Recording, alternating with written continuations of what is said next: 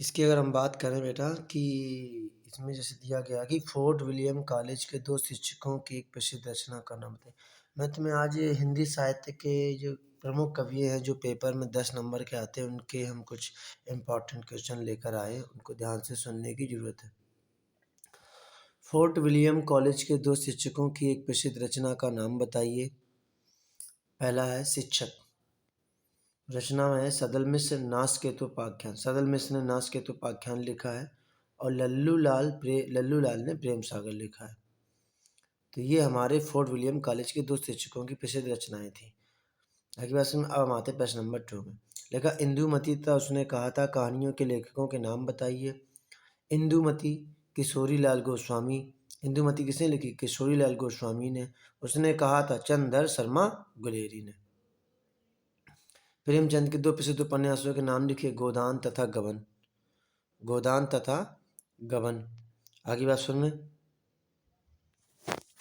गोदान तथा गबन। नहीं आ रहा समझ में किसी को? जिसको ना समझ में आ रहा हो वो हमसे आके पूछ सकता है, फ़ोन लगा सकता है, ठीक है ना।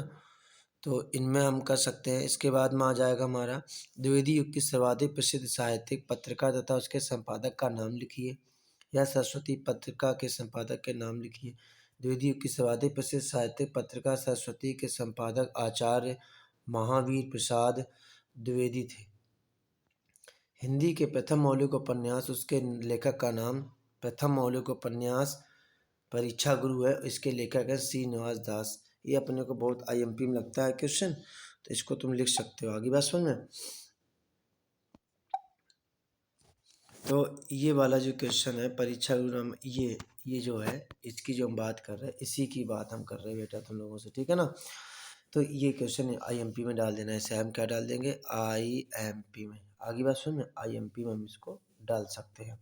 फिर लिखा है 6 नंबर क्वेश्चन, देखना ध्यान से कि परीक्षा गुरु नामक रचना की विधा लिखी। परीक्षा गुरु उपन्यास विधा है, मतलब उपन्यास, ये परीक्षा गुरु उपन्यास है। जयशंकर प्रसाद के 2 नियम लिखिए। नाम लिखिए। जयशंकर प्रसाद के 2 उपन्यासों के नाम लिखिए। तो कंकाल और दूसरा तितली, ये उपन्यास थे इनके बेटा।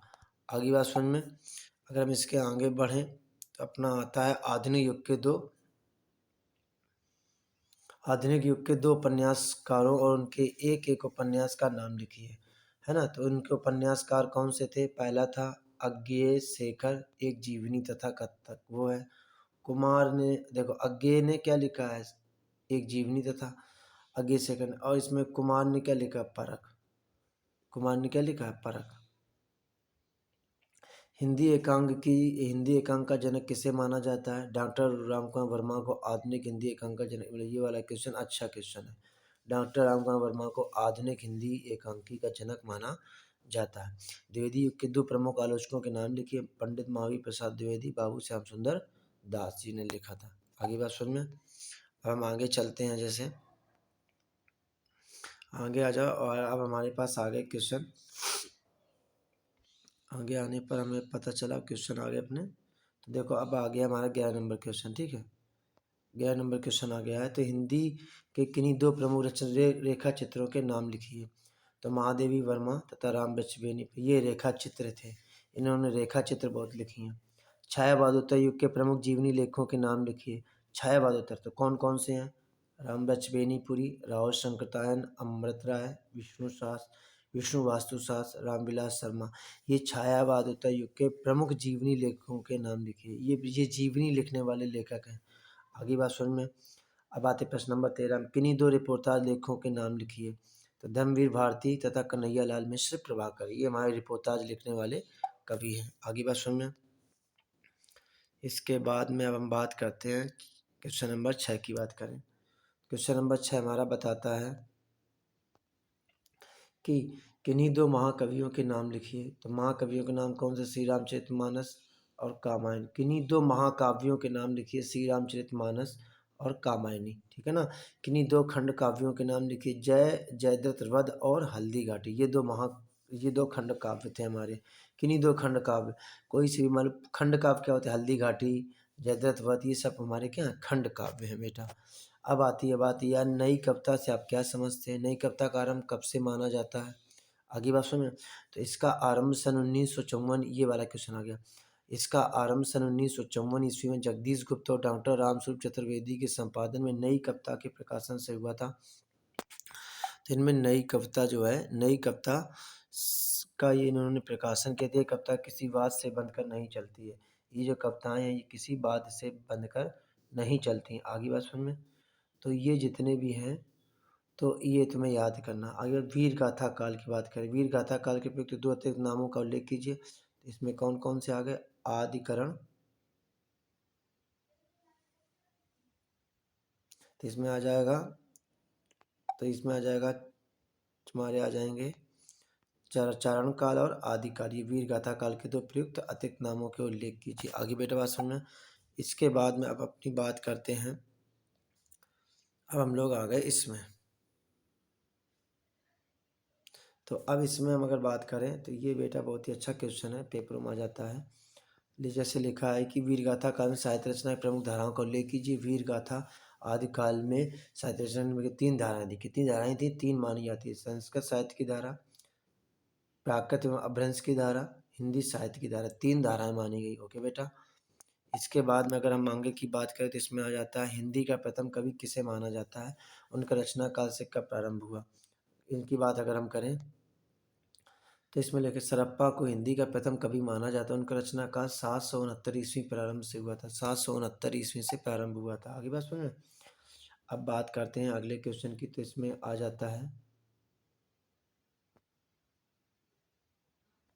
तो अब आता है आदिकाल के साहित्य को कितने वर्गों में बांटा गया है। आदिकाल के साहित्य को कितने वर्गों में बांटा गया? तो इसको 5 वर्गों में बांटा गया। कितने वर्गों में बांटा गया है? इसको 5 वर्गों में बांटा गया है। ये वाला क्वेश्चन अपना, तो पहला होता है सिद्ध साहित्य, जैन साहित्य, नाथ साहित्य, रासो साहित्य और लौकिक साहित्य। 5 वर्गों में से बांटा गया है। नाथ साहित्य के प्रवर्तक कौन थे? गोरखनाथ बाबा थे। ठीक है, गोरखनाथ जी थे। प्रश्न नंबर अब हम आ गए 14 पर, तो बेटा ध्यान से सुनते रहना, है ना। तो अब देखो, आदिकाल के किन्हीं दो कवियों में उनके एक एक रचना का नाम लिखिए। पृथ्वीराज रासो के रचनाकार का नाम लिखिए 2013, या आदिकाल के दो रचनाकारों के नाम लिखिए। तो इसमें हमारे पहला क्वेश्चन इसका देखो, इनके वीर गाथा काल या वीर गाथा काल को ही हम लोग आदिकाल कहते हैं। इनके दो कौन थे? कवि चंद बरदाई और कवि जगनिक, दो कवियों के नाम है, कवि चंद बरदाई और कवि जगनिक। ये आदिकाल और वीर गाथा काल के दो कवि थे इसमें। या पृथ्वीराज रासो किसने लिखा था? चंद बरदाई ने। ठीक है ना। तो इसके बाद में अपना अगर हम बात करते हैं तो अब आता है ये प्रश्न नंबर हम लोग 15 में आ गए बेटा। ठीक है, प्रश्न नंबर 15 क्या कहता है कि बीसल देव रासो के रचयिता का नाम कौन था? नरपत नाला। ज्ञान मार्गी शाखा के दो कवि, ज्ञान मार्गी शाखा के दो कवि थे, कबीर तथा नानक। अब आता है प्रश्न नंबर 7वां, हिंदी साहित्य के भक्तिकालीन ज्ञानसी शाखा की दो दो विशेषताएं संक्षेप में लिखिए। इस वाले क्वेश्चन की बात करते हैं। तो इसमें देखो क्या दिया गया है। तो इसकी अगर हम बात करते हैं तो ये बेटा आ जाएगा तुम्हारा, इसके दो हैं। पहला होता है ज्ञानसी शाखा में निर्गुण ब्रह्म की उपासना हुई तथा जाति पात रूढ़ियों व मिथ्याडंबरों का विरोध हुआ। कवि मलिक मोहम्मद जायसी, उनके दो ग्रंथों के नाम लिखिए। पद्मावत महाकाव्य था और अखरावट। ये दो मलिक मोहम्मद जायसी के दो ग्रंथ थे।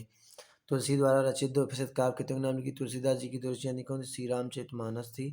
ठीक है ना, पहली थी उनकी श्री रामचरितमानस और दूसरी उनकी क्या थी? हम बात करें दूसरी उनकी थी विनय पत्रिका, ब्रज भाषा में लिखी गई है ना। तो इसके बाद में अगर हम आगे बात करते हैं इनके, तो अब आती भक्तिकालीन की तीन सामान्य प्रवृत्तियों को उल्लेख कीजिए। पहले कौन सी थी?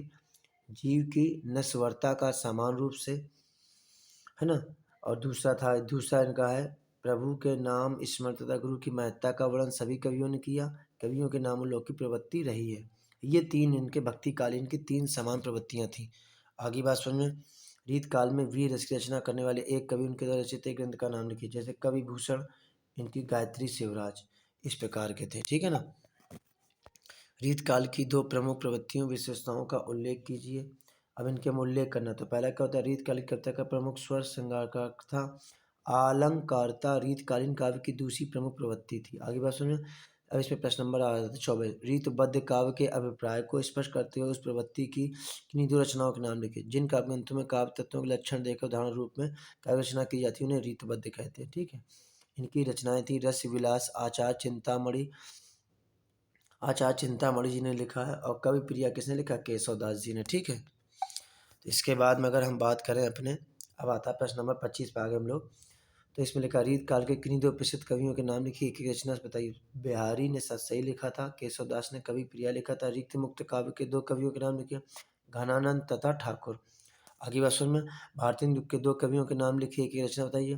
भारतीय हरिश्चंद्र प्रेमवादी श्रीधर पाठक ने लिखा है बनाष्टक। बनाष्टक इनकी क्या है? रचना है।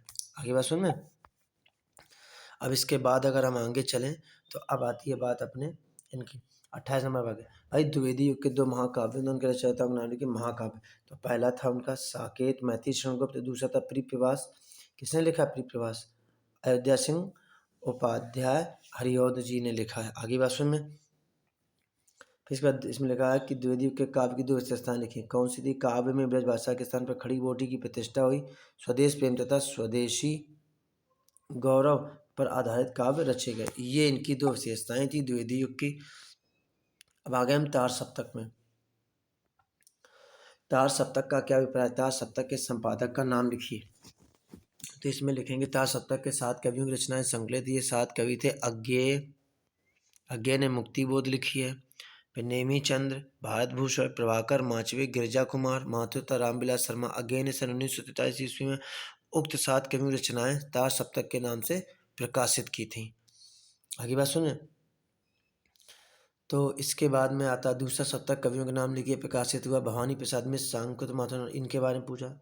तो देखो दूसरा सप्तक में व्यास, शमशेर बहादुर सिंह, नरेश मेहता, रघुवीर सहाय तथा धर्मवीर भारती की कविताएं संकलित थी। इस सप्तक की रचनाओं में आत्मनिर्वेशन पर बल दिया गया तथा यह सन 1951 मतलब किसमें 1951 ईस्वी में प्रकाशित हुआ था। ये पहला वाला तार सप्तक का 1943 में अज्ञेय ने चालू किया था, और ये दूसरा था जो ये धर्मवीर भारती। ये सारे कवि आए, इनका मतलब 1951 में इनकी रचनाओं का हुआ था वर्णन। ठीक है बेटा। अब इसके बाद में अगर हम बात करते हैं तो बेटा यहाँ तक हमारे बहुत ही इंपॉर्टेंट क्वेश्चन थे, मैंने तुम्हें सबको बता दिया। अगर अब तुम लोग चाहो तो इसको पढ़ सकते हो, याद कर सकते हो। ठीक है, तो याद करने का काम सिर्फ